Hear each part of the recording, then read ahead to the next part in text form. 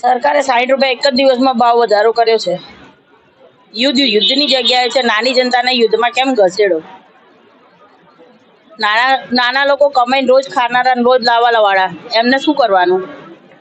60 રૂપિયા ભાવ વધારો કર્યો છે, પ્લસ એલપીજી મળતો જ નથી. લાઈનમાં જઈને ઊભું રહેવું પડે. આટલી 40 ડિગ્રી તાપમાનમાં 4 કલાક 5 કલાક લાઈનમાં ઊભું રહેવું પડે છે, તો બી એલપીજી સિલિન્ડર મળતો નથી. શું કરવાનું? જતા ટાઈમે પેટ્રોલ ડીઝલના ભાવ વધશે, શિક્ષણ મોંઘું થઈ ગયું, છોકરાઓનું ફ્યુચરનું શું?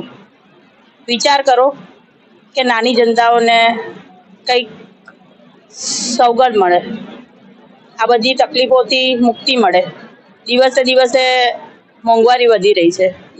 નાના માણસો શું કરશે? જે લોકો રોજ સવારે ઉઠીને કામે જાય અને રોજ સાંજે લાવીને ખાય, એ લોકોનું શું? ઓછા પગારદારો શું કરશે?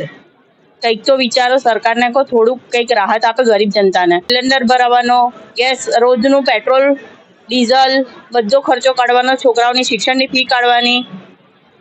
શું કરવાનું? કંઈક થોડીક અમને લોકોને રાહત આપો.